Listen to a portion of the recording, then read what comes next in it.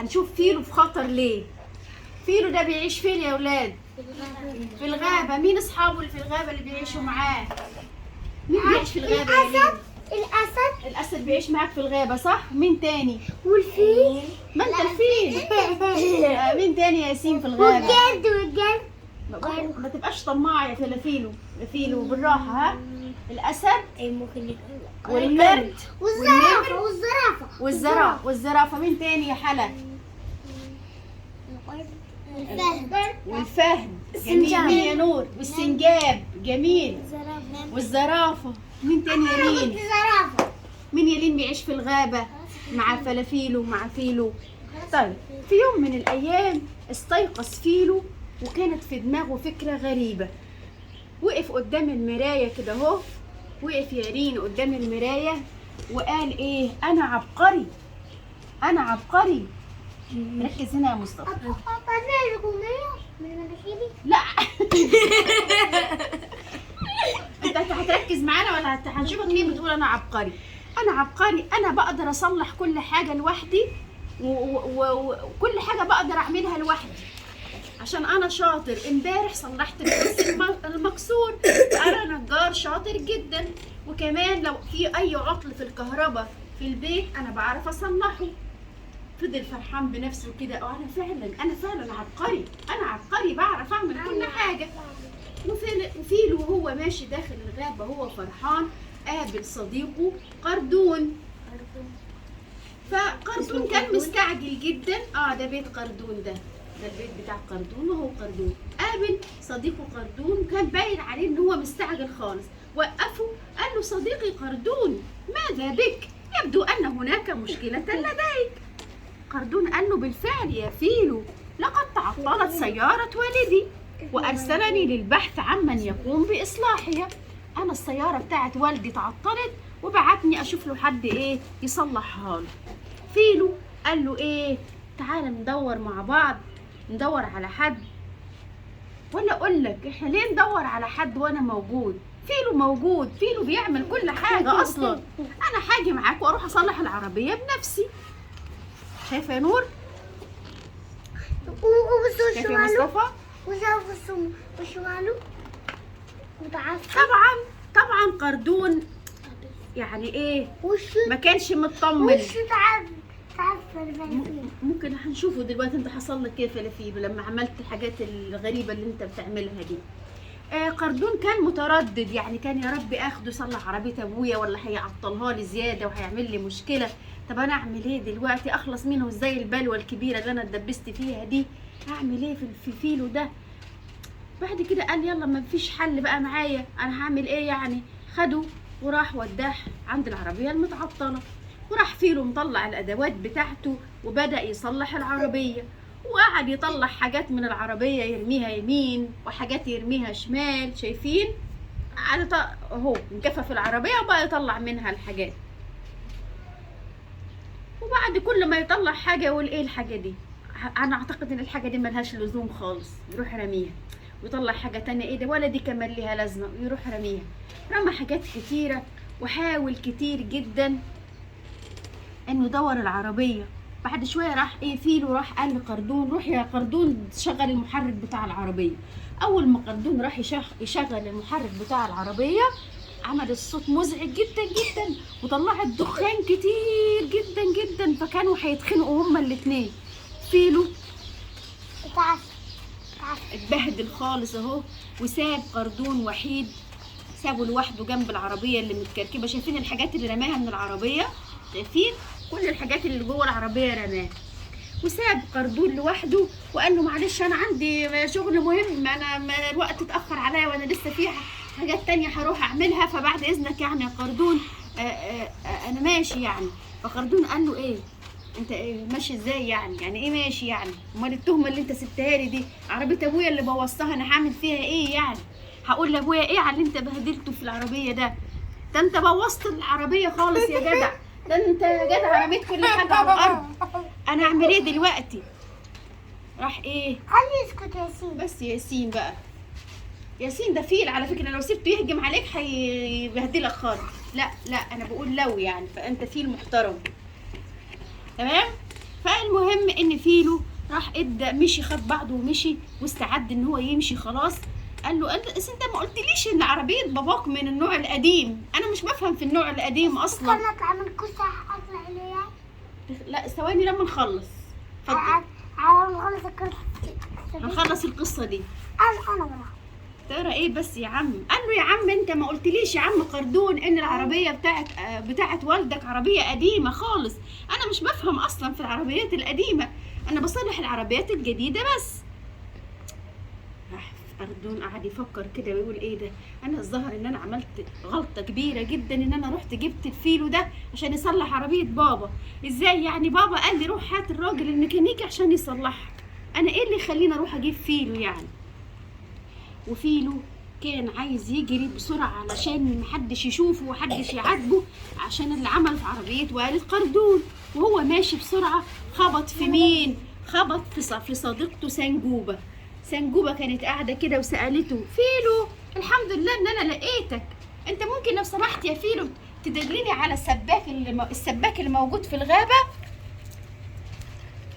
بصي هطلع ميه. طلع ممكن يا اياد تقعد، خلينا نخلص القصه يا اياد، مش عايزينك تطلع ميه يا اياد احنا. تمام؟ عشان شربني. راح لقى سنجوبه قاعده، راح السنجوبه قالت له احنا قلنا، قالت له ايه سنجوبه يا لين؟ سنجوبه بتقول له الحمد لله انا لقيتك يا فيلو، انا محتاجه السباك من الغابه ضروري، ما تعرفش مكانه فين؟ راح فيلو سألها ايه ده؟ ايه المشكلة اللي عندك؟ انت عايزة السباك في ايه يا سنجوبة؟ خير. قالت له الحنفية بتاعت البيت عندي باظت ومش عارفة اقفلها خالص، عمالة بتخر في المية وانا خايفة ان المشكلة دي تزيد يا فيلو. لكن فيلو قال لها ايه؟ ما تخافيش يا صديقتي، سيبيني وانا هصلح لك الحنفية اللي بايظة. وراح معاها ودخل البيت وراح قاعد يحاول يصلح في الحنفية، فالحنفية اتكسرت في ايده وبعد شوية المية غرقت وشه. فراح قال لها على فكرة يا سنجوبة الظهر كده ان انت محتاجة حد يصلح لك الحنفية دي. قالت له نعم، امال انت جاي ليه؟ جاي تعمل ايه؟ ما انت قلت لي هتصلحها. قال لها لا، شكل الحنفية دي كده من النوع الغريب، نوع قديم باين، انا مش بعرف اصلحه، انا بصلح بس الحاجات الجديدة. جريت سنجوبة بسرعة راحت عند المحبس الرئيسي بتاع الحنفية وراحت قفلت بتاع المية، وراحت قفلت الحنفية وقالت لفيلو وهي غضبانة جدا امال انت قلت لي ليه ان انت بتفهم في كل حاجة اصلا؟ ليه بتقول ان انت فاهم في كل حاجة وانت اصلا مش فاهم حاجة يا فيلو؟ يا فيلو لازم انت تروح تدور لك على شغلانه تانية تعملها بدل العك اللي انت بتعمله ده. راح فيلو قالت له كمان انت كان المفروض تدور معايا على حد كويس يصلح الحنفيه بدل ما انت تقول لي انا هصلحها وانت ما تعرفش. فيلو مشي من منزل سنجوبه لكن هو ما كانش مقتنع خالص انه مش عارف حاجه، هو اصلا فاكر ان هو فاهم كل حاجه. شفت يا نور لما هنا اهو لما الحنفيه اتكسرت في وشه، شايفه يا لين؟ الحنفيه لما اتكسرت في وشه، شايفه يا حلا؟ شايفه فيلو؟ تنزل يا فيلو جنبي، تعالى فيلو لو سمحت اقعد. فمشي فيلو وهو طبعا مش مقتنع ان هو مش فاهم حاجه، وهو ماشي قابل مين؟ قابل شبول وقابل فعلوم، وقال له شبول فيلو شبول شبول اللي هو يعني الاسد الصغير، الشبل يعني الاسد الصغير. يا فيلو انت لازم تساعدنا. فيلو وهو طالع من عند سنجوبه بعد ما الحنفيه باظت خالص قابل مين؟ قابل شبول وقابل ثعلوب. قالوا له شبول، قال له شبول اللي هو احنا قلنا ان هو الشبل يعني ابن الاسد، ما انت فلافيل، انت فيلو وهو ايه؟ وهو ثعلوب. تمام؟ فشبول قال له يا فيلو ده انا بدور عليك، انا وثعلوب عمالين بندور عليك، احنا محتاجين نجار جدا، محتاجينه بشكل مهم خالص. لايه؟ عشان الجسر اللي احنا بنعدي عليه على الترعه تمام اتكسر، في حته خشبه اتكسرت، فاحنا عايزين نجار يجي يصلحه لنا، احنا خايفين نقع في الميه بسبب الجسر اللي اتكسر ده. ارجوك قول لنا تعالى فين النجار اللي موجود في الغابه. قال لهم نجار ايه وانا موجود؟ انا فيلو اللي بفهم في كل حاجه، انا فيلو العبقري. وراح فيلو مع مين؟ مع ثعلوب ومع شبول، وجمع فيلو جاب شوية خشب من الغابة، وشبول وثعلوب كانوا يساعدوه اهو، شايفينه شايلين الخشب، على هو مخليهم شايلينه وهو ماشي وراهم، شالوا الخشب تمام. وفيلو قال لهم ايه؟ لازم تشيلوا الخشب ده وتروحوا تستنوني عند الجسر. يا فيلو انت مزعج قوي يا فيلو على فكرة. تمام. راح قال له انتوا تروحوا بالخشب ده عند الجسر، وانا هروح البيت عندي اجيب شويه ادوات عشان ايه؟ اصلح الجسر. انا لازم اثبت للناس كلها، انا هثبت للحيوانات كلها ان انا بفهم في كل حاجه، وان الحاجات دي مش محتاجه حد متخصص يعني. وخدوا بعضهم يا اياد، وقفي يا مريم، راحوا عند الجسر، وفيلو مشي وهو ماسك الادوات بتاعته من غير حتى ما يسأل اصحابه عن المكان اللي فيه الكسر على الجسر. ماشي وهو بقى ايه؟ مغرور بنفسه كده، وعمال بيقول انا العبقري اللي هصلح لكم الجسر، دلوقتي هتشوفوا انا ازاي هصلح الجسر. فشبول وهو واقف بيشاور لفيلو عشان يبص قدامه، بيقول له خلي بالك يا فيلو، خلي بالك الخشب المكسور قدامك. قبل ما يكمل شبول كلامه، فيلو نط كده وقع في الميه بعد ما رجله يعني تعثر في حته الخشب اللي موجوده عند الجسر، وقعد يصرخ ويقول الحقوني، انقذوني انقذوني. اهو شايفينه لما وقع اهو، جري ثعلوب يدور على حبل قوي علشان يشد بيه فيلو من الميه، وجاله قردون وجات له سنجوبه.